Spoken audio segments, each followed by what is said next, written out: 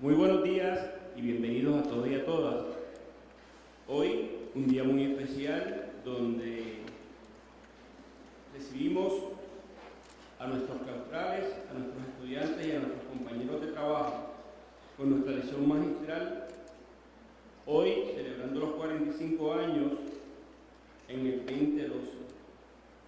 Cada año que ha transcurrido, la Universidad de Puerto Rico en Calley se ha honrado con la presentación de una lección magistral que nos llena siempre de mucha alegría, mucho orgullo y sobre todo mucho conocimiento.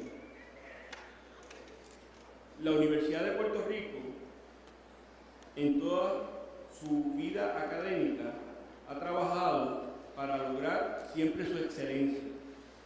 Con tal razón, la lección magistral es un compromiso que hacemos nosotros los claustrales para comentar y continuar la obra que comenzó en el 1967 de tener una casa de estudios, el cual hoy nos honramos con un gran visitante que nos va a ilustrar sobre su tema. Ahora les dejo al doctor José A. Molina, que tiene a su cargo presentar a los integrantes también que van a hablar sobre el visitante de honor, el doctor Juan A. Justi Cordero, al cual pido por favor un fuerte aplauso.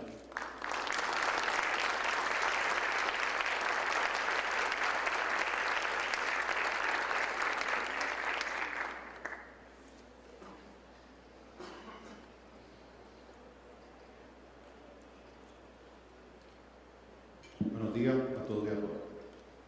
A nombre del Decanato de Asuntos Académicos y de la Facultad de la Universidad de Puerto Rico en Calley, agradecemos al profesor Juan A. Justi por su participación en esta lección magistral.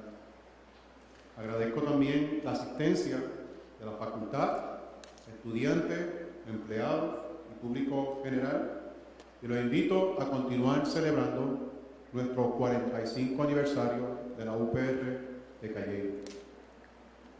El profesor Harry Hernández, director del Departamento de Humanidades, presentará a nuestro invitado de hoy.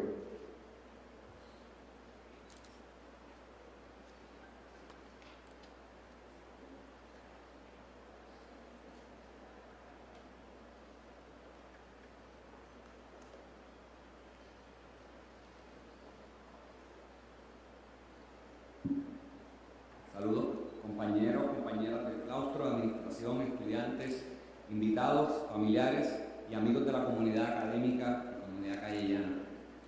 Con mucho gusto y orgullo, admiración y respeto, me complace en presentar a nuestro orador principal del día de hoy, el doctor Juan Justi Cordero. Me tomaré la libertad de leer dos párrafitos a raíz de una experiencia personal que tuve con el doctor Justi hace algunos años. Acaba de recordarme que pasaron 15 años. Hace unos 15 años tuve la oportunidad de conocer al doctor Justi y compartir con él una actividad cultural en las cercanías de Bacía Talega, en el área de Pinguanes. En la breve exposición que tuve a su persona y trabajo, pude percatarme claramente del nivel de compromiso que tenía este gran académico con la comunidad, a la cual había estudiado de diversas maneras, siendo una, finalmente, de las figuras centrales de la defensa del territorio. Casi de inmediato, el concepto de la aplicación de labor académica atado a la labor social se activaba en mi mente y brilla en ella hasta el día de hoy, dirigiendo mis esfuerzos y compromisos en mi área de especialidad, el arte y su enseñanza. A su vez, ver el ejemplo del doctor Justi levantaba todavía más ideas, la idea de la universidad y la labor académica como un espacio donde se resuelven problemas sociales, donde se aportan perspectivas para integrar el conocimiento adquirido en esta al espacio social. A su vez, ver el proceso académico en sus diferentes categorías y facetas como un proceso esencialmente humanizante, de pertinencia vital desde lo individual a lo colectivo. Entonces era claro para mí pensar, y me decía a mí mismo, en mi mente, la universidad es un lugar humanizante. La universidad no debe ser un placebo social ni académico. Sobre todo al frente de los desafíos actuales, al frente de los desafíos de nuestra especie y país. Me decía en aquel momento, y me digo yo todavía, ya que a través de los años me he dado cuenta que en ese proceso humanizante, el cual participa arduamente el Dr. Justi, está el reconocimiento de nuestra condición como seres humanos, y que en este reconocimiento compartido está la posibilidad de comunión humana, así como en el arte, pero en las relaciones interpersonales, en la sociedad abierta. A grosso modo les resumo el impacto que tuvo en mí y sé que tiene la figura y el trabajo del Dr. Juan Justi Cordero en estudiantes y colegas. Se pueden imaginar lo contento que me puse al saber que me tocaba presentarlo. El Dr. Juan Justi Cordero es catedrático en el Departamento de Historia de la Facultad de Humanidades de la UPR, recinto de Río Piedras. Posee un doctorado en Sociología de la Universidad de Binghamton, en Nueva York, un Juris Doctor de la Universidad de Puerto Rico y un bachillerato en Historia de la Universidad de Pensilvania. Del 2002 al 2011 trabajó en asuntos relativos al Centro Urbano de Río Piedras y sus interrelaciones con la UPR, inicialmente como ayudante de la rectora y desde el 2004 como director del Centro de Acción Urbana, Comunitaria y Empresarial de Río Piedras, CAUCE.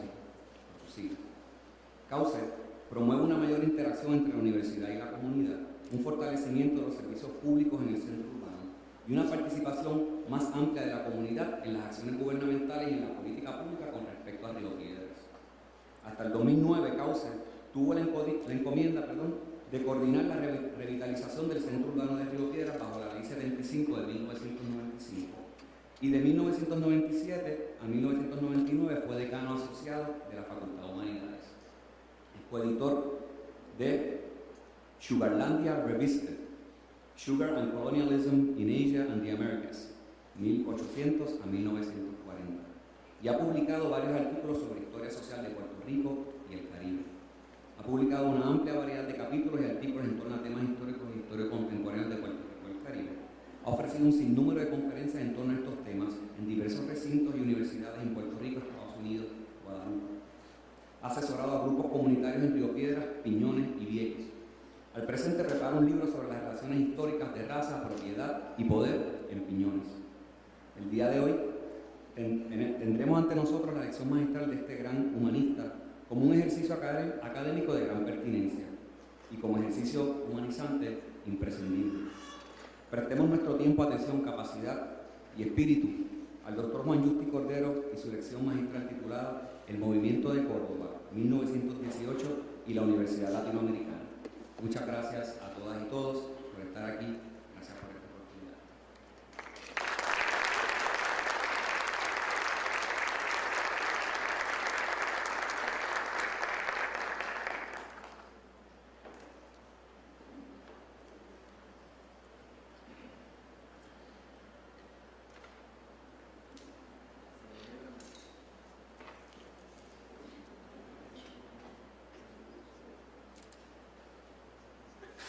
Buenos días, realmente es un placer estar aquí en Calley.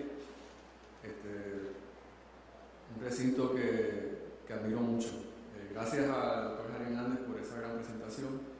Agradezco la distinción de dirigirme a ustedes hoy en esta lección magistral. Mi agradecimiento al Senado Académico de este recinto, que tuvo la deferencia de recomendarme para esta distinción, al señor rector, Dr. Juan N. Barona Echandía, y a su ayudante especial, la profesora Gladys Ramos García. Y un saludo a los estudiantes, profesores y compañeros no docentes del recinto de Calley, recinto que tiene un rol clave en la configuración de nuestra universidad, como el campus que es de innovación, interdisciplinariedad y trayectoria propia. Hoy honramos una de las tradiciones de las universidades de Occidente, la celebración de una lección magistral. Quisiera compartir algunas ideas sobre la universidad y su historia, con especial atención a la Universidad Latinoamericana. Esta reflexión fue motivada en parte por la huelga universitaria de 2010-2011, un proceso que nos sacudió a todos y que debe ser motivo de análisis durante los próximos años.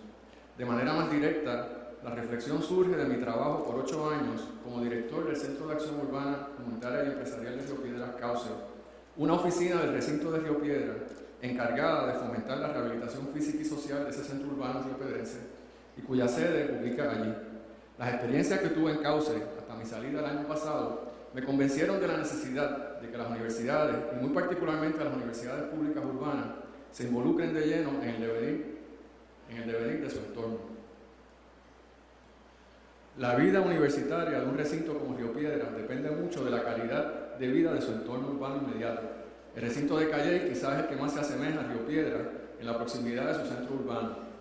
Aunque un campus universitario urbano puede parecer un contrasentido, la universidad urbana es la más cercana a la tradición europea y latinoamericana de universidad.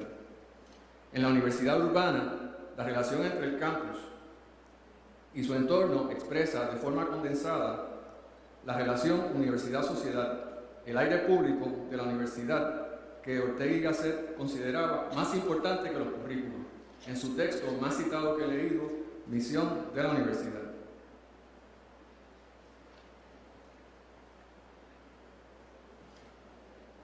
Aire público que la universidad habita y a la vez contribuye a generar.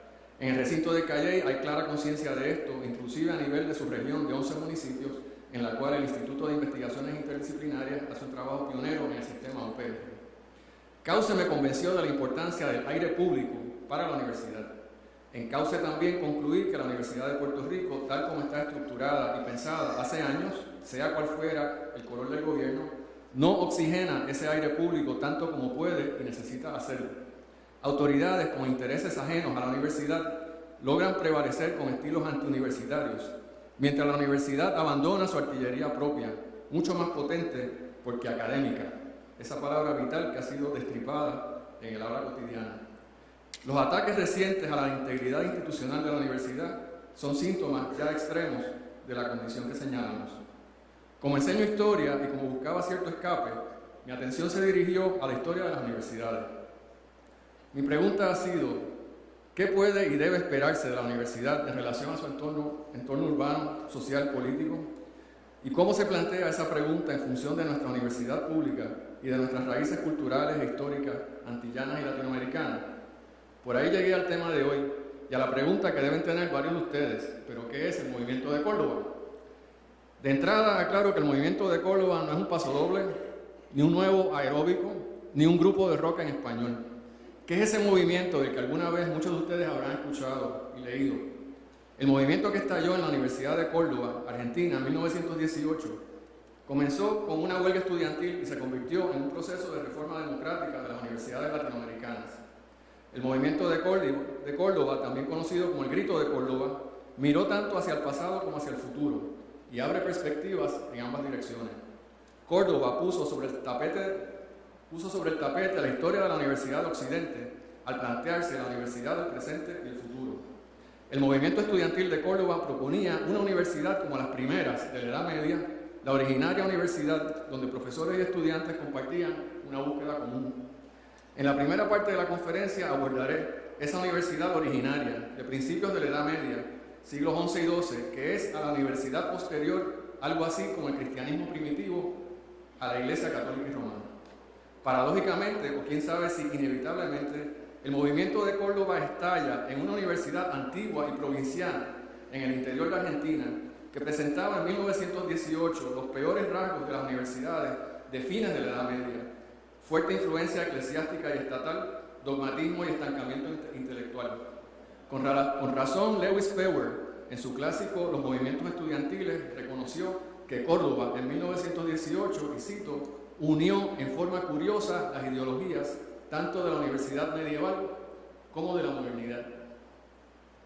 En la segunda parte de la conferencia discutiré la trayectoria concreta del movimiento de Córdoba para situarlo en tiempo y espacio. Destacaré algunos aspectos menos conocidos del movimiento y replantearé otros más recordados. Finalmente llegaremos a la Universidad Argentina, donde quizá en mayor grado se realizaron los ideales del Grito de Córdoba, la Universidad de Buenos Aires, a fines de los años 50 y principios de los años 60 del siglo XX. El asalto a la Universidad de Buenos Aires por militares golpistas en 1966 marcó el comienzo de una época lúgubre para las universidades argentinas y latinoamericanas, una época de la cual el continente recién sale y que para Puerto Rico ofrece lecciones importantes, incluso, diríamos, magistrales. Pero comencemos con la Universidad Medieval. Aquí tenemos una de las más célebres, Oxford, ya edificio construido ya en el siglo XVI y XVII, pero me pareció curioso por lo menos tenerlo al principio. Esas dos torres de All Souls College en Oxford, de piedra más bien blanca, a diferencia de otros de los edificios de Oxford, son dos torres y hasta donde he podido averiguar, buscando, es el origen del concepto de Torre de Marfil. Lo curioso es que allá había dos torres, no una. Sin embargo, y se le llamaba Torre de Marfil por el color que tiene. Y porque All Souls College es uno de los colegios, el único colegio donde los fellows, los miembros del colegio, no tenían que enseñar, se podían dedicar a la investigación.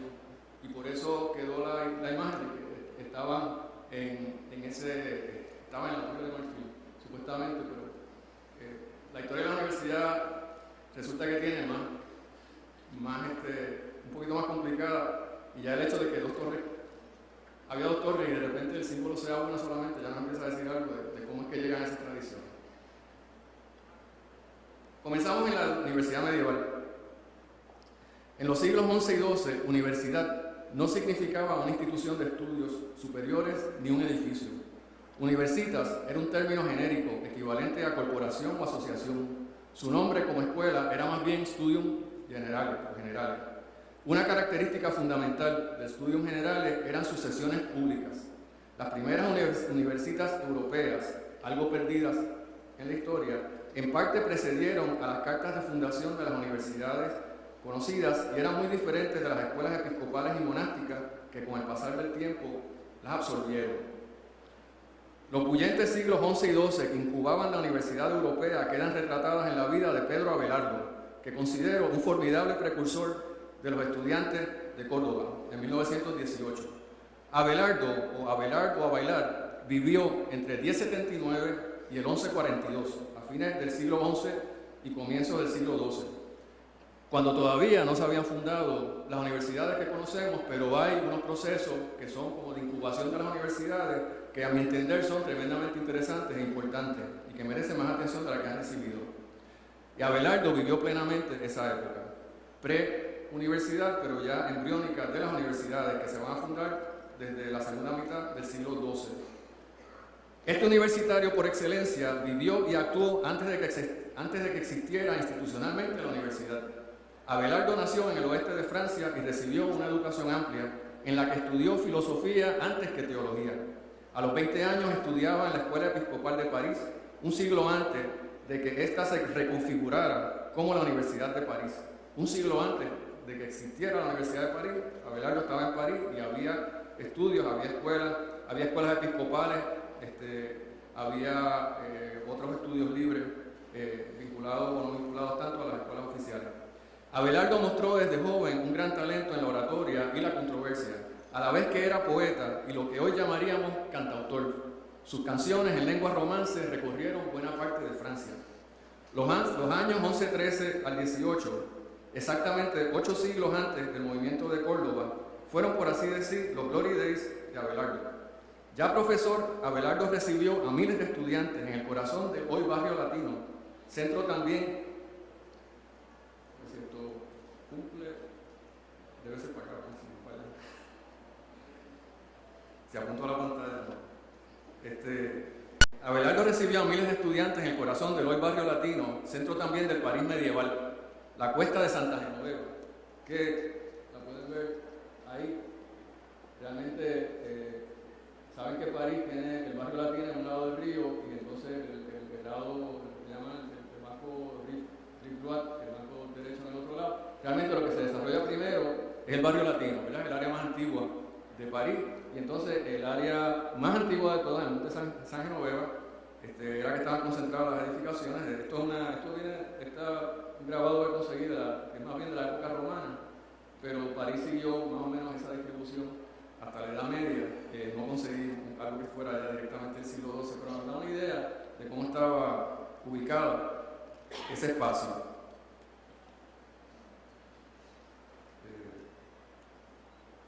Y eso es un grabado del siglo XV, del área del Monte Santa Genoveva, un área, pues, el corazón del Barrio Latino, y ahí estaba Abelardo. Allí se distinguió por aplicar el pensamiento y los métodos, de la filosofía y la razón a la teología, algo que nos parecería muy universitario y que hoy llamaríamos interdisciplinario, pero que para los jerarcas de la iglesia medieval tenía otro nombre: herejía. Abelardo se distinguió igualmente por asumir una posición desafiante entre el nominalismo y el universalismo, los dos polos de la gran controversia filosófica de la época, que en cierto modo era Aristóteles versus Platón. Eso le valió críticas de todos los bandos. Un gran teólogo del medioevo cristiano, San Bernardo de Clairvaux, denunció a Abelardo con el frágil argumento de que éste no dejaba nada a la fe. Abelardo ripostaba: la fe es la opinión que uno se forme de las realidades ocultas, de las realidades no evidentes. Y cierro la cita. Algunos de los enemigos de Abelardo lo llamaban el Goliat, demoníaco, sobrenombre que lo enorgullecía y con el cual a veces firmaba. Otros, con un poco más de cariño, decían que Abelardo era un rinoceronte indómito. La historia de amor de Abelardo y Eloísa es quizá el aspecto más conocido de su biografía y se relaciona con su trayectoria universitaria. En el 11-19, a los 40 años y en la cima de su fama, Abelardo se enamoró, y nada de platónicamente, de una de sus estudiantes, Eloísa, de 18 años, sobrina de un poderoso clérigo que le había confiado su educación a Abelardo. Huyeron y tuvieron un hijo. El tío se escandalizó y envió una caterva de maleantes. Ahí están ellos, el tío, pendiente. El tío envió una caterva de maleantes a atacar a Abelardo y, como quizás muchos de ustedes saben la historia, a castrarlo, sí. Abelardo sobrevivió la operación y varios meses después disertaba ante cientos de estudiantes en el barrio latino. Un concilio de obispos condenó su docencia sin éxito y en 2 ocasiones se le declaró hereje. Para alejarse de la persecución, Abelardo se fue de ermitaño a un campo a 60 kilómetros al sureste de París, al borde del río Sena. Hasta allá fueron a escucharle estudiantes, por los cientos. Hay quien dice que miles. Quizá en ese campo francés, en la periferia de las instituciones de la época, está el verdadero origen de la Universidad Europea. Abelardo luego enfrentó nuevas persecuciones y murió en la pobreza y en la soledad. Entre sus estudiantes se dice que hubo 20 futuros cardenales, 50 obispos y un papa, Celestino II. Y aunque nunca se casaron, Abelardo y Eloísa, una pensadora y escritora por sus propios fueros, y sobrevive a unas cartas increíbles entre ellos, continuaron enamorados hasta la muerte. Sus cuerpos están enterrados juntos, según la leyenda, en esta tumba, en el cementerio Père Lachaise, que quizás algunos de ustedes habrán visitado, y es un lugar famoso para turistas y para los enamorados, ir hasta el día de hoy en el cementerio Père Lachaise en París. A mi modo de ver, Abelardo, con su espíritu crítico y su pasión, encarna el origen de la universidad en Occidente. 16 años después de fallecer Abelardo, se fundó la Universidad de Bolonia, reconocida como la primera de Occidente, aunque siempre hay disputas sobre esto. Así comienza la serie de fundaciones de universidades europeas que conocemos, a menudo sobre un piso anterior, para recordar la metáfora de José Luis González, de una escuela episcopal o catedralicia y cuyos inicios retuvieron mucho de la frescura de los orígenes más informales de las universitas. Todavía en las universidades medievales europeas que florecen tras Abelardo, los estudiantes elegían a sus profesores y les pagaban sus salarios, elegían sus rectores y se administraban a sí mismas. Casi tenía que ser así. Las universidades en sus inicios tenían gran movilidad y sus integrantes viajaban en grupo. Combinaban la educación escolar y superior, ya que sus estudiantes eran de 13 a 25 años por lo general. Los estudiantes tenían derecho de cesacio, es decir, de irse a la huelga. Si una ciudad maltrataba a su universidad, ésta podría levantar sus tiendas, por así decir, e irse. Clark Kerr, rector del campus de Berkeley, de la Universidad de California, y luego presidente de esa universidad en los conflictivos 1960, trazó en su importante ensayo The Idea of the Multiversity un perfil rápido de la universidad del siglo XIII que precisamente la relaciona con América Latina. Dice Clark Kerr: "The students had all the power once. That was in Bologna. Their guilds ran the university and dominated the masters. And the students were tougher on the masters than the masters have ever been on the students. The Bologna patterns had an impact on Spain generally, and then in Latin America, where students to this day are found in the top governing boards", dice Clark Kerr. El juicio que emite Kerr sobre las universidades latinoamericanas enfoca solo la dimensión de autonomía y cogobierno, cuando hay mucho más que decir sobre la configuración de una universidad y sobre la trayectoria histórica de la universidad latinoamericana. Además, Quero olvida que el modelo de Bolonia fue también el de las dos universidades fundacionales del mundo anglosajón, Oxford y Cambridge, y que ese modelo es un eje permanente del legado universitario de todo Occidente. Para eso, demos un pequeño salto de 8 siglos desde Abelardo a una universidad donde casi no habían pasado los siglos y donde la versión dogmática de la escuela medieval imperaba, la Universidad Nacional de Córdoba, Argentina, en 1918. A principios del siglo XX, la Universidad Nacional de Córdoba, antes Universidad Mayor de San Carlos, era un recinto particularmente anacrónico del sistema universitario argentino, incluso medieval, en el sentido peyorativo de la palabra. Córdoba fue fundada por los jesuitas en 1614, 20 años antes que Harvard, y era la universidad más antigua y tradicional de ese país. A 700 kilómetros de Buenos Aires, pueden ver, acá es Córdoba, a 700 kilómetros de Buenos Aires y con más de 100.000 habitantes, en 1920 la ciudad de Córdoba estaba entroncada, en 1918 estaba entroncada en una región del interior de Argentina de prósperas haciendas de ganado, extensos viñedos y terratenientes poderosos. Era una ciudad de plácido aire provinciano, rodeada por la ilimitada pampa amarilla, con horizontes interrumpidos solamente por sierras azules. Córdoba es la capital de la provincia del mismo nombre, de gran extensión, 165.000 kilómetros cuadrados, lo que está en verde, 18 veces Puerto Rico. Como muchas otras universidades, incluyendo Harvard, Oxford y París, Córdoba tuvo su origen institucional como un seminario, pero se quedó bastante así. La universidad fue eclesiástica hasta el 1858, pero aún lo era en espíritu a principios del siglo XX, e igualmente conservadora y española. Córdoba era el epítome de universidad colonial, un siglo después de la independencia. La llamada cuadra jesuítica, donde ubicaba la universidad, dominaba el centro urbano con su antigüedad. Esta es toda una cuadra enorme en el centro de Córdoba, que es una atracción turística, se ha declarado Patrimonio de la Humanidad por UNESCO, interesantísima para visitar, pero eso era la universidad a principios del siglo XX. Y está el legado arquitectónico, pues está ahí algunos visuales de los edificios de la universidad.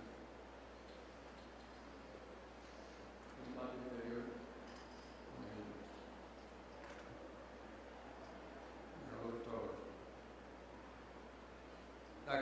La cuadra jesuítica, donde ubicaba, cuadra jesuítica, como la llaman, donde ubicaba la universidad, dominaba el centro urbano con su antigüedad. Una claustrofóbica capilla del siglo XVIII, forrada de madera lujosa, con pesadas butacas a la redonda, hacía las veces de aula magna. Bien lo dijo Eduardo Galeano, que recibió en 2008 un doctorado honoris causa de la Universidad de Córdoba. Cito a Galeano: no viene mal recordar que en aquellos tiempos todavía la Cátedra Cordobesa de Filosofía del Derecho enseñaba un tema llamado deberes para los siervos, y los estudiantes de medicina se graduaban sin haber visto jamás un enfermo. Los profesores, venerables espectros, copiaban Europa con algunos siglos de atraso. Cierro la cita. Córdoba era el ejemplo perfecto de la universidad socialmente remota, cuya reforma ya proponía José Ingenieros y una nueva generación de intelectuales argentinos inspirada en alguna medida por José Enrique Rodó. La apariencia monástica de la universidad en 1918 encubría una realidad explosiva. De sus 600 alumnos, más de 2/3 partes estudiaba en las facultades de medicina y de ciencias exactas, físicas y naturales. En realidad, el país completo estaba en transformación. En 1918, Argentina vive un gran ciclo de prosperidad fundamentado en la exportación de cereales y carne, sobre todo a Gran Bretaña. Era una época cuando la prosperidad relativa y una fuerte inmigración convirtieron a Argentina en una sociedad urbana con una cultura política sofisticada. En 1918 culmina la Primera Guerra Mundial, cuando la juventud de edad universitaria de Europa se ha desangrado insensatamente en los campos de batalla, poniendo en tela de juicio la supuesta superioridad de Occidente e incitando a países como Argentina, que mantuvo su neutralidad, a mirarse a sí mismos y a labrar su propio futuro. El grito de Córdoba sucedió así: En marzo de 1918, los estudiantes crean un comité de reforma universitaria y hacen varias propuestas.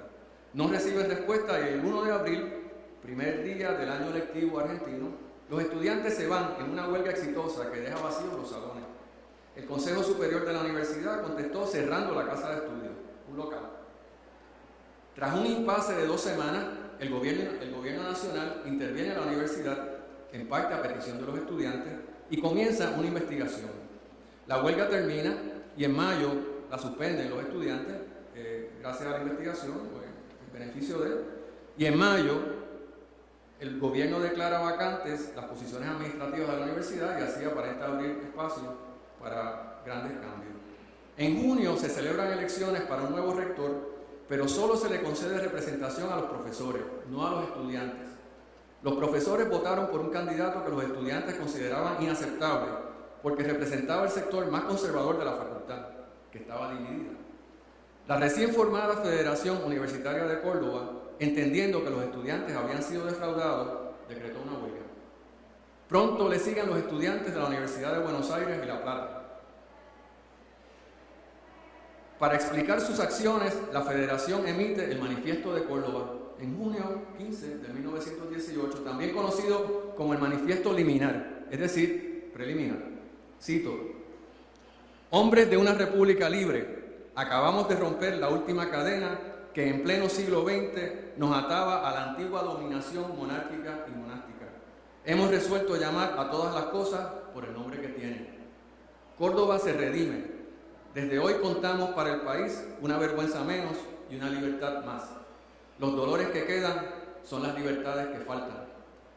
Creemos no equivocarnos. Las resonancias del corazón nos lo advierten. Estamos pisando sobre una revolución. Estamos viviendo una hora americana. Cierro la cita. Y sigue. El manifiesto es fabuloso. Suelto a que lo lean, se consigue en internet fácilmente. Luego de casi 4 meses de huelga, de junio a octubre, una campaña masiva vía periódicos y telégrafo, todavía no había radio, y una ocupación de los edificios universitarios. Aquí está, este es el manifiesto como tal, cuando lo publicaron. Y luego pues hubo movilizaciones en los meses siguientes, huelga.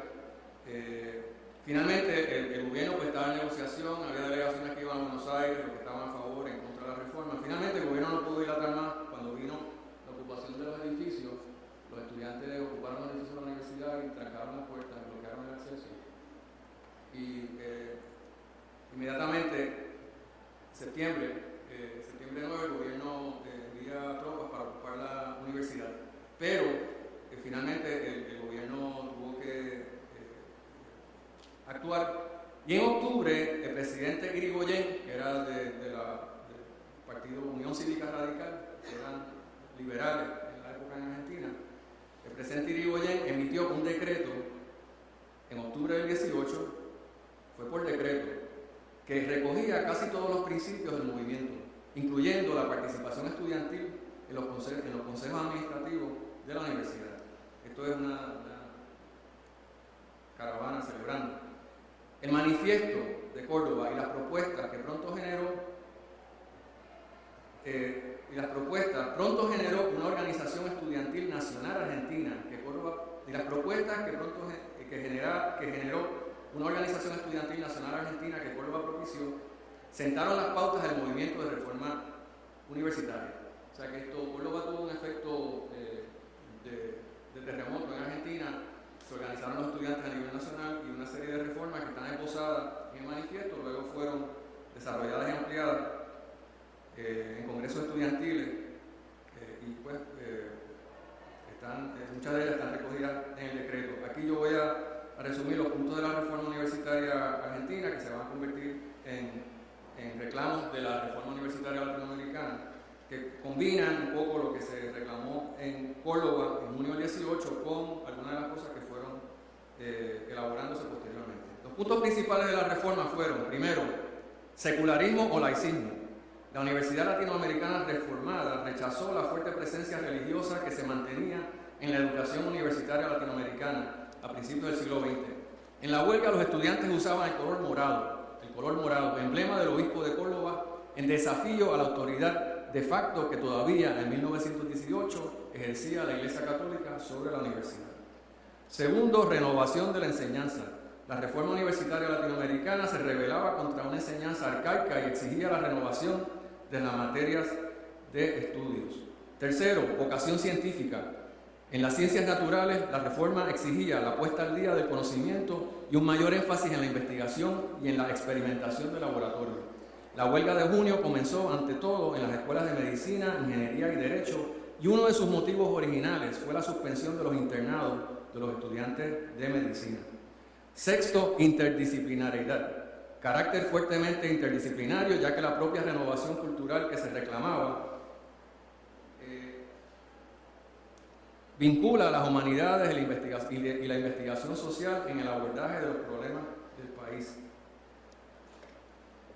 Quinto, flexibilidad en los estudios. Exigió mayor libertad de los estudiantes al seleccionar sus cursos y profesores. Sexto, asistencia libre a clases y cátedras libres. Esto quiere decir que los estudiantes no estaban obligados a ir a clase como hasta ese momento lo estaban. Ellos decían, pues el estudiante si quiere ir a clase va, y si no quiere ir no va, y es responsable por la nota. Claro, hay una nota de asistencia también, ¿verdad? Que se puede tomar en cuenta un porcentaje. Pero allá era obligatorio y era cuestión de disciplina, ¿verdad? Se ponía suspensión o expulsión por no ir a clases. Y cátedras libres, en vez de tener profesores que son exclusivamente los que tenían la cátedra y que eran los únicos que podían enseñar, también ellos querían tener profesores que pudieran refrescar el currículo y poder enseñar a tiempo parcial. Hoy día eso tiene otra resonancia, pero traer otros talentos y otros cursos y otras materias al currículo universitario, abrir más la cátedra y no tener un claustro cerrado como estaba funcionando en ese momento. Tenían estos profesores en Argentina, pues tenían había un nepotismo muy grave y es bien interesante estudiar esas circunstancias de la universidad. Sexto, asistencia libre a clases y cátedras libres. Séptimo, este es otro de los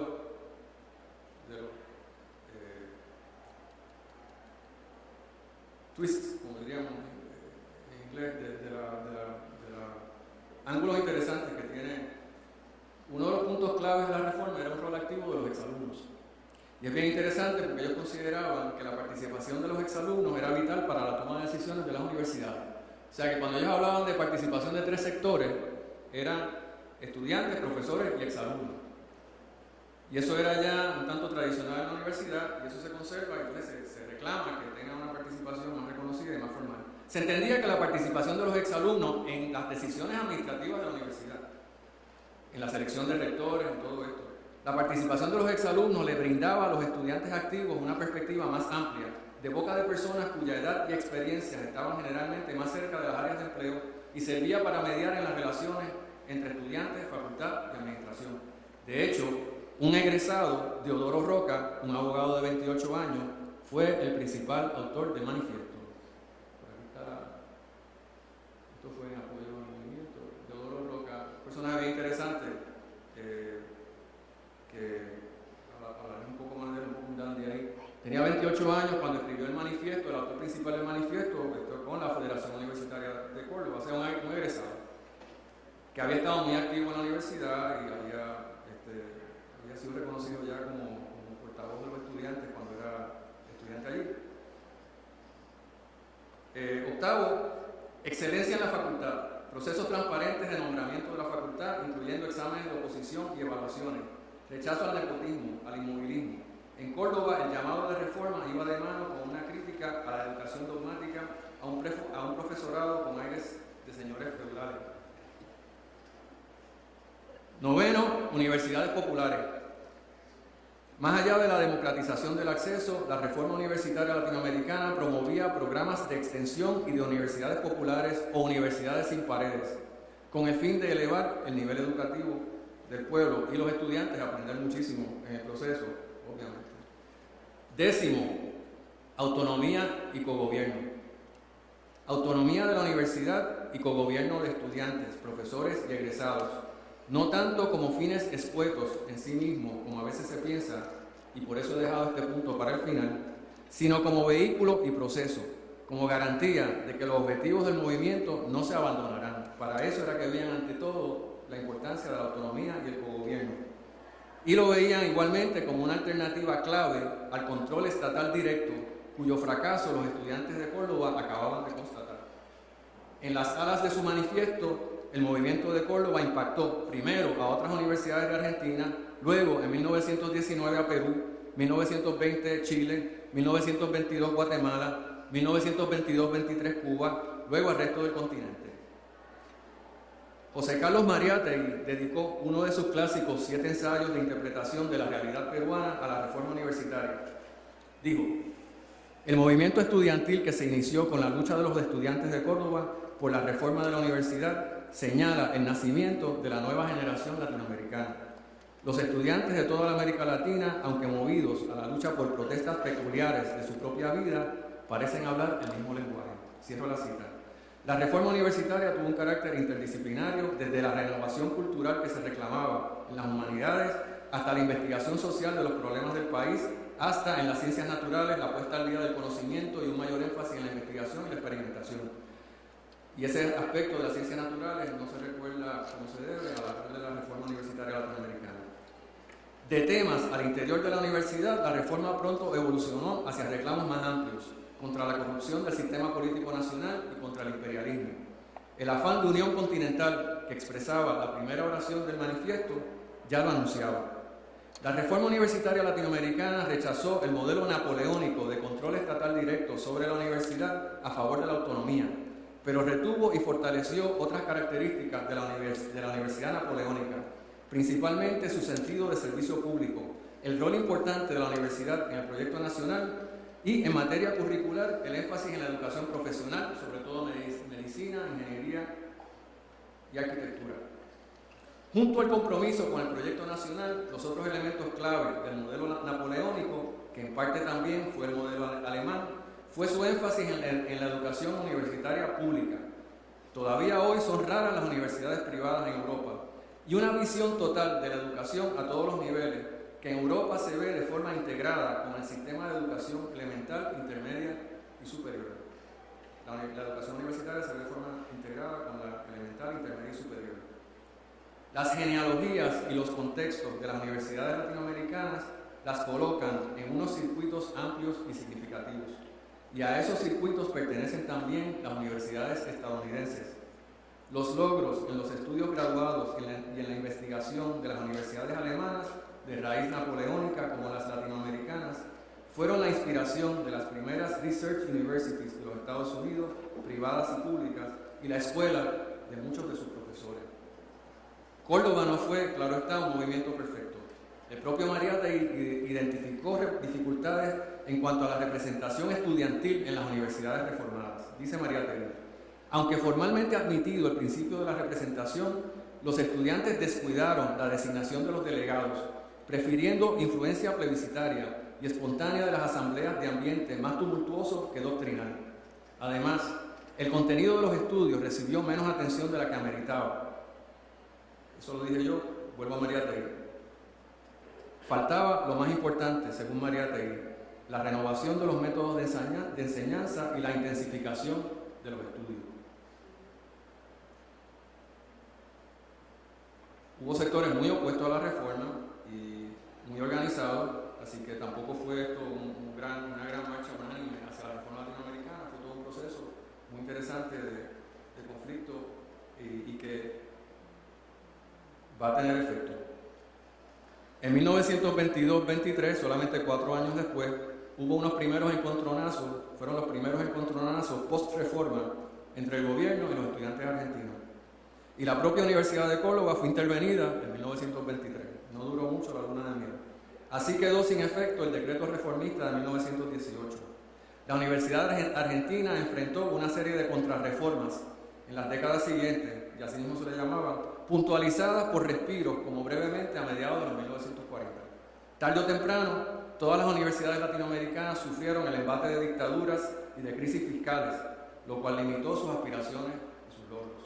La llamada politización de las universidades latinoamericanas frente a regímenes dictatoriales, tan criticada por observadores del norte, sin duda socavó su institucionalidad, pero fue en muchas ocasiones una defensa de la universidad ante dictaduras militares o civiles, apoyadas por los best and brightest de los Estados Unidos o de factura más criolla, como Perón. La insistencia en el gobierno, la insistencia en el cogobierno y la elección de la administración universitaria no era un capricho ni una opción perfecta, si alguna lo fuera en la gobernanza universitaria, pero era casi siempre la mejor alternativa a un control militar u oligárquico, directo o indirecto. Como quiera, Córdoba tuvo muchos herederos. Numerosos políticos e intelectuales latinoamericanos participaron cuando estudiantes en movimientos de reforma universitaria. Salvador Allende, Víctor Aya de la Torre, Julio Antonio Mella, Fidel Castro, Fernando Enrique Cardoso, Raúl Alfonsín, Juan José Arévalo, Ernesto Sábato, Miguel Ángel Asturias, Gonzalo Aguirre Beltrán, Rómulo Betancourt, Carlos Prioso Carras y muchos otros. Todos hombres, y la mayoría blancos, por cierto, y de eso habría que hablar también. Entre los herederos más íntimos de Córdoba está Ernesto Che Guevara. Guevara pasó 17 años de su vida en la provincia de Córdoba y residió en la ciudad mientras estudiaba secundaria de 1943 a 1947. Allí hizo una amistad estrecha con Gustavo Roca, hijo de Deodoro Roca, reconocido como el principal redactor del manifiesto. La casa de los Roca había sido, en vida de Deodoro, fallecido en 1942, un año antes de que Ernesto, o el Pelao, como le decían, se mudara a Córdoba. En vida de Deodoro había sido punto de encuentro de intelectuales y políticos latinoamericanos, españoles y europeos. Todo intelectual español que iba a Argentina, europeos, norteamericanos, como Waldo Frank, allá estuvo Ortega y Gasset, Alberti estuvo incluso residiendo un tiempo en Córdoba. John Lee Anderson, que estuvo recientemente en Puerto Rico, escribe en su gran biografía de Ernesto Guevara que la relación de Ernesto con Gustavo fue excepcional. Guevara pasó muchas horas en la biblioteca de la familia Roca, donde el recuerdo de Deodoro estaba muy vivo. Gustavo, que sería abogado, conservó siempre su amistad con Ernesto. Sobre la reforma universitaria latinoamericana ya vemos que mucho hay que decir y que explorar. Hacen falta seminarios permanentes, grupos de investigación sobre la historia de la universidad en América Latina, Estados Unidos y Europa, por no decir del mundo, sobre las realidades contemporáneas, sobre la trayectoria de la universidad puertorriqueña. Qué poco se estudia la universidad en la universidad. Sobre Puerto Rico habría mucho que decir en cuanto al impacto de la reforma latinoamericana en la legislación universitaria de 1942 y 1966, aunque en esas ocasiones, si bien hubo activismo estudiantil, se trató de un proceso impulsado y decidido mayormente en las alturas del gobierno. La reforma de 1966 en particular, y Juan Manuel García Pazalarba tiene una página muy interesante sobre esto en el libro La crisis política de Puerto Rico, la reforma del 66 en particular se estrelló ante las objeciones del ala conservadora del Partido Popular Democrático y del propio Jaime Benítez. Pero le dejo ese tema a sus propias investigaciones y a las mías que están en proceso. Quedémonos en Argentina unos párrafos más, porque ahí tendremos oportunidad de ver el desenlace, o uno de los sucesivos desenlaces que ha tenido en su propio país el movimiento de Córdoba. El salto ahora es más corto, no de siglos, sino de décadas, a la Universidad de Buenos Aires a fines de los años 50 y principios de los 60. Hasta el difícil Clark Kerr se quita el sombrero ante esa Universidad de Buenos Aires y la considera, la única en América Latina que considera así, la considera una excepción a su dictamen de que el modelo de Boloña tiene un impacto académico negativo. Entre 1955 y 1966, después de Perón, cuyo régimen despidió a 1.500 profesores universitarios y proclamaba alpargatas sí, libros no, pero también estableció la educación universitaria gratuita. Después de Perón, los ideales de Córdoba finalmente parecían realizarse en la Universidad de Buenos Aires bajo el liderato de Riccieri y Frondizi.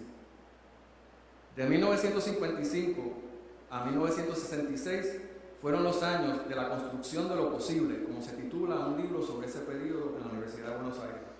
Nuestra universidad, por cierto, en Puerto Rico, disfrutó una época similar. El propio Frondizi pasó varios años exiliado en Puerto Rico y como profesor de la UPR a fines de los 40 y principios de los 50.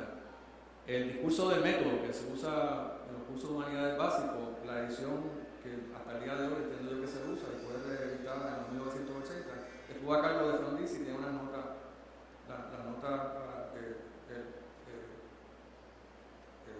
escribió la nota y los comentarios al discurso de la razón de Descartes.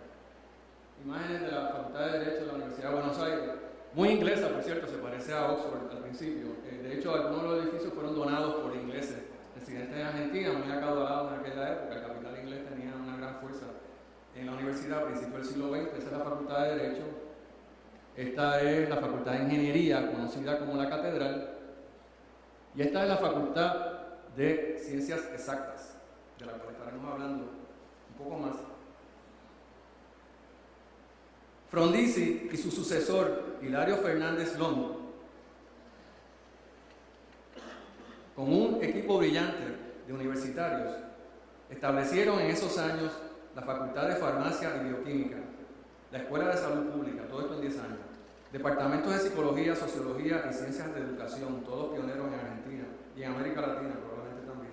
En aquella época Puerto Rico, con la Escuela de Planificación, la Escuela de Salud Pública, atraía muchos latinoamericanos del continente para conocer los programas acá. Estos programas se están iniciando en el continente. Departamento de Psicología, Sociología y Ciencias de la Educación y un departamento de extensión universitaria. Se amplió el acceso del estudiantado mediante becas.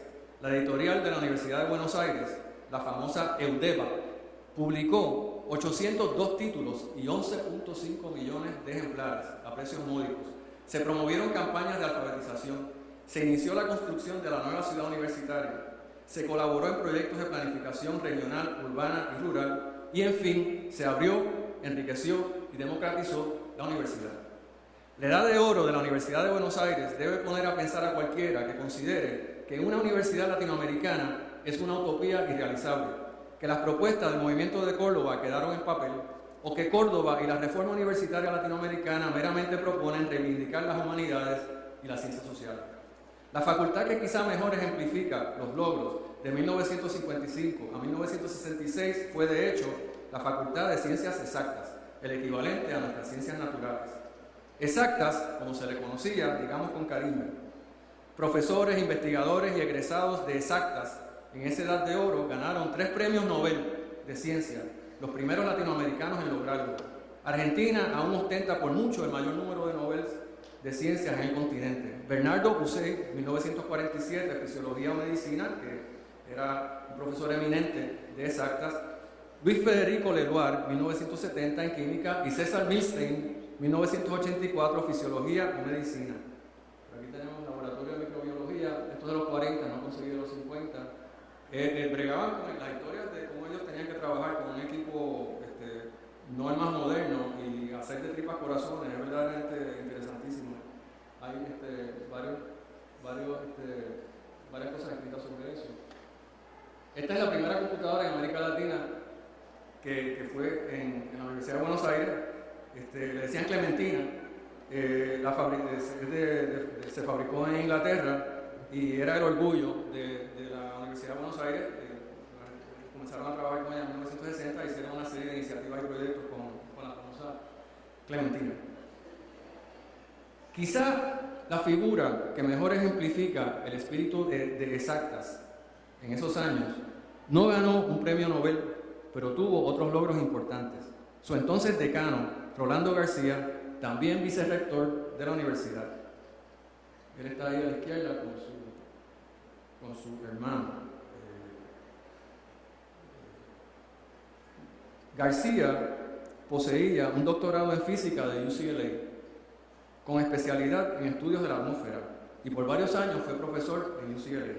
Era un gran admirador de las universidades norteamericanas, logró propuestas de la Fundación Ford y estaba muy lejos de ser un comunista o un revolucionario.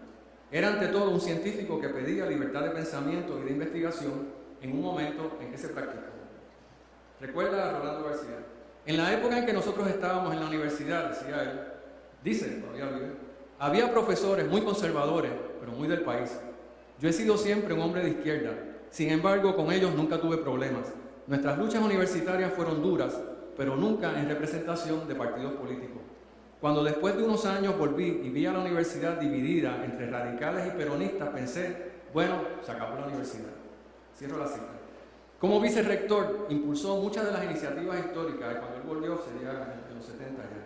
Como vicerrector, Rolando García impulsó muchas de las iniciativas históricas de la Universidad de Buenos Aires en esos años. Era decano de Exacta y vicerrector de la Universidad de Buenos Aires.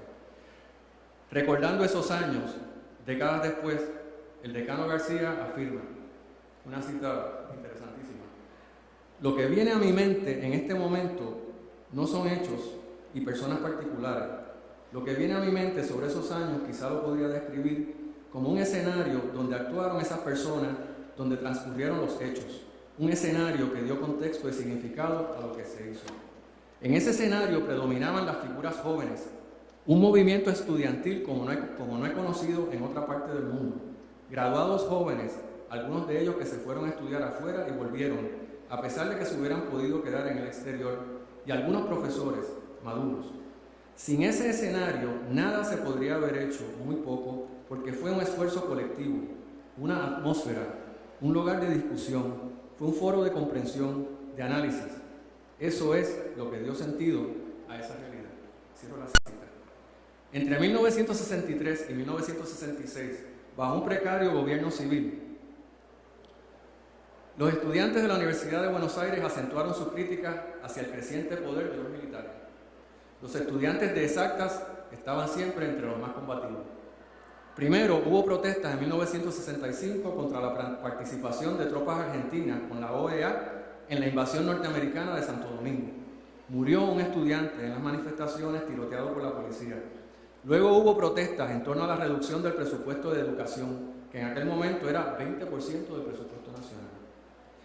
El golpe de Estado en 1966, encabezado por el general Onganía, ultracatólico y anticomunista, liquidó la autonomía universitaria. Esta es la primera plana de cuando el golpe, el general Onganía. Argentina en 1966 fue el segundo aletazo precursor de la Operación Cóndor después del golpe militar en Brasil en 1964. Cabe decir que el golpe se logró en medio de una apatía ciudadana, cansada de un estancamiento económico y de pugnas políticas estériles. El 29 de julio, un mes después del golpe de Estado, el nuevo régimen aprobó una ley, pues hay una ley para todo, que disolvió los consejos superiores y directivos de las universidades argentinas y las colocó directamente bajo el mando del ministro de Educación. Los decanos y el rector tenían 48 horas para aceptar. La Universidad de Buenos Aires, como las otras universidades argentinas, venía disfrutando de un estatuto de autonomía en esa última década y la liquidaron de un plumazo. Los decanos y el rector tenían 48 horas para aceptar. ¿Oíste? La universidad no fue apática. Los decanos y el rector de Exactas emitieron una declaración en la cual se negaban a aceptar la supresión de la autonomía universitaria, como también lo hicieron otras facultades. Horas más tarde, en la noche del 29 de julio, la policía tomó por asalto a Exactas y a otras facultades de la Universidad de Buenos Aires. Esa noche se conoce como la Noche de los Bastones Largos, una fecha parteaguas en la historia universitaria de Argentina y América Latina, tan importante a su manera como el Grito de Córdoba. Había unas 300 personas en el edificio de Exactas, de los cuales 20 eran profesores y el resto estudiantes y docentes auxiliares. Muchos se habían quedado allí, conscientes del ultimátum de los militares y en solidaridad con la universidad. Cuando la policía irrumpió en Exactas a las 11 p.m., entró lanzando bombas de gas lacrimógeno que causaron pavor con las explosiones. Cito: al poco tiempo estábamos todos llorando bajo los efectos de los gases, narra Warren Ambrose, un distinguido matemático de MIT que se encontraba ese semestre como profesor visitante en Exactas. El decano García le salió al paso a los policías y demandó al comandante del operativo: ¿cómo se atreve a cometer este atropello? Todavía soy el decano de esta casa de estudios. Al instante, un policía golpeó al decano en la cabeza con su bastón o macana, tumbándolo al piso. El decano García se incorporó y repitió su emplazamiento al oficial: segundo bastonazo.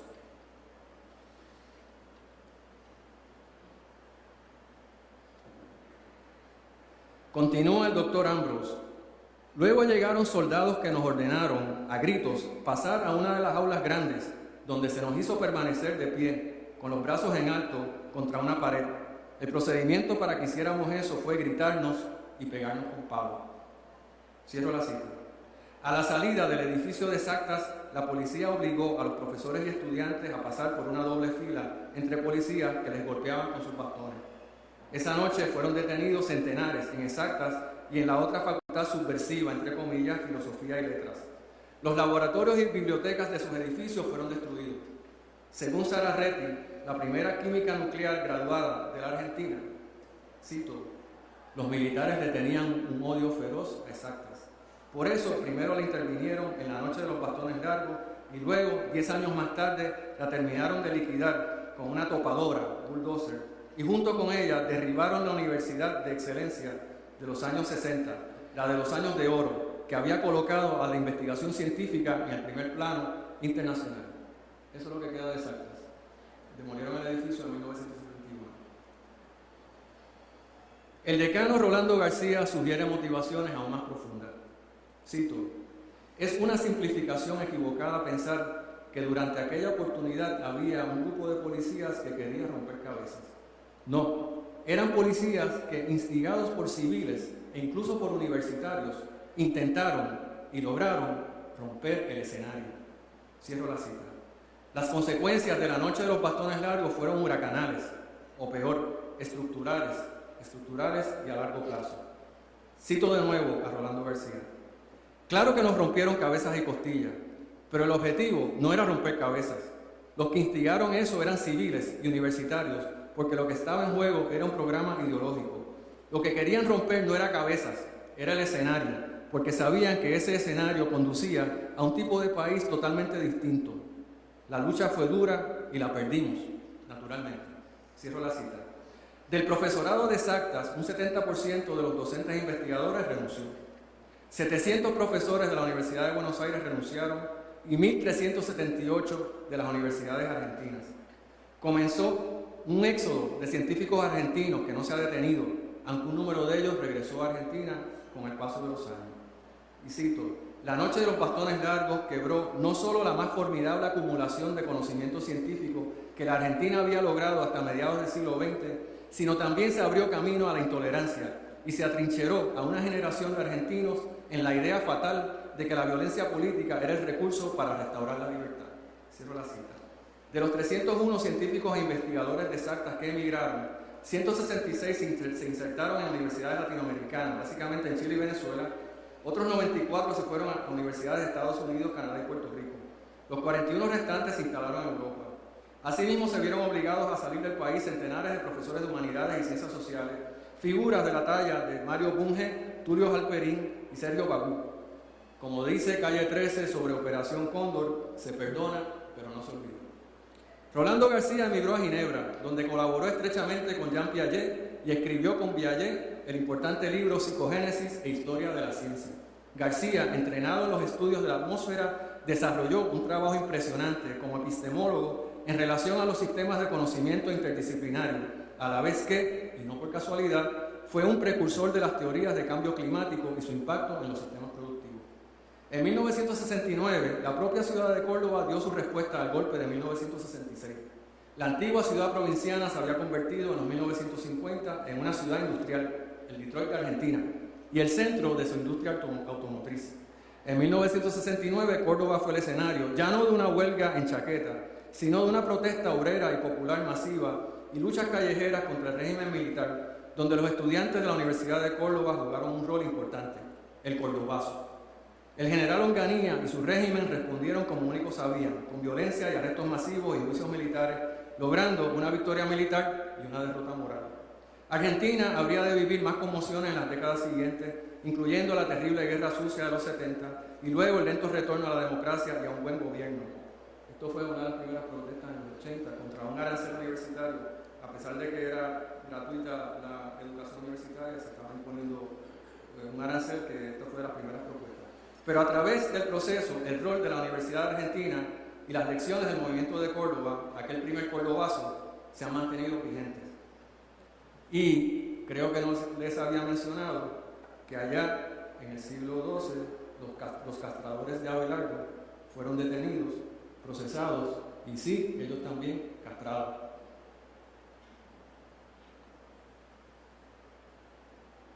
Para concluir,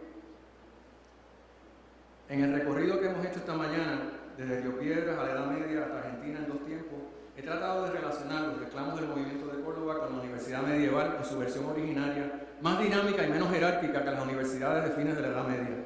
En ese capítulo, la figura de Abelardo resulta ilustrativa e inspiradora.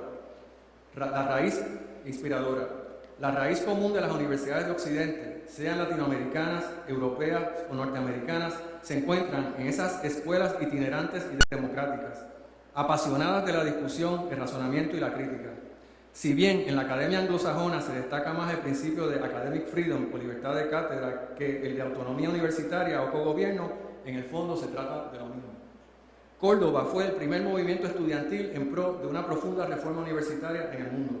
Superando un escenario cargado de dogmatismo, los estudiantes de la Universidad de Córdoba dieron el grito en 1918 que emplazó a la universidad con sus propios orígenes. Fue un movimiento tanto en nombre de las ciencias naturales como de las humanidades, tanto en nombre del laboratorio y la biblioteca como del salón de clases, y donde la autonomía y el cogobierno universitario eran ante todo los medios para lograr aquellos fines. ¿Cuán fecunda puede ser la Universidad Autónoma Latinoamericana? ¿Cuánto es su potencial para el desarrollo de las ciencias exactas? ¿Y cuánto dependen esos logros del aire público que respira la universidad, que a veces se vuelve un huracán? Se constató 4 décadas después, sobre todo en la Universidad de Buenos Aires y en la Edad de Oro que tuvo entre 1958 y 1966. Quizá a nosotros nos queda contestar cómo se desarrolla y se defiende un tal escenario aquí y hoy. Llámese escenario, llámese una cultura universitaria, llámese un episteme. ¿Y qué aire público debemos reclamar y propiciar para ese escenario? Mientras tanto, algo para llevar en nuestra mochila es la cita de Tácito que aparece, de hecho aparece acá, no la dan por al final también. La cita de Tácito que aparece acá arriba, que es una consigna de larga trayectoria en la historia latinoamericana. Rara temporum felicitate, etcétera, etcétera, etcétera. No puedo leer latín, pero dice en castellano: la rara felicidad de los tiempos en los que pensar lo que quieras la rara felicidad de los tiempos en los que quiera pensar lo que quieras y decir lo que piensas está permitido.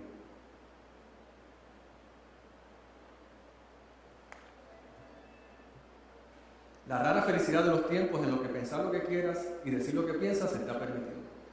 No está mal como consigna. Y esa era una consigna importante del movimiento universitario de Córdoba. Después del recorrido que hemos hecho, quizás estemos de acuerdo en que la historia del movimiento de Córdoba, sus antecedentes y sus secuelas, debe conocerse mejor en nuestro país. Aquí hay esto de Chile, 2010, que tuvo un gran movimiento estudiantil en pro de la educación universitaria pública, y nuestro propio proceso, 2010-2011. Es la historia, debe conocerse mejor en nuestro país. Es la historia de la Universidad Latinoamericana, de su proyección en el entorno social, de su interacción con ese entorno. Es una historia que comenzó hace un siglo y también hace 9, pero que es también una historia de hoy y de mañana. Muchas gracias.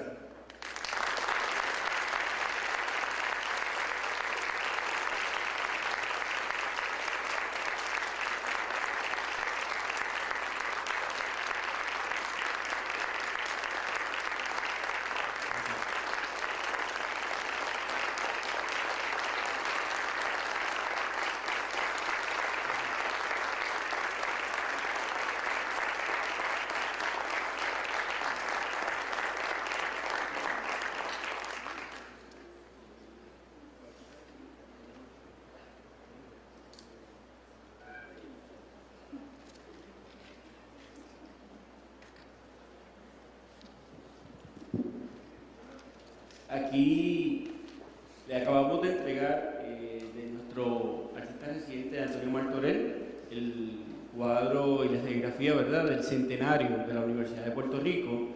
Y qué bueno y qué pertinente, ¿verdad?, hablar sobre la historia de las luchas universitarias ahora que celebramos nuestro 45 aniversario en nuestra casa de estudios.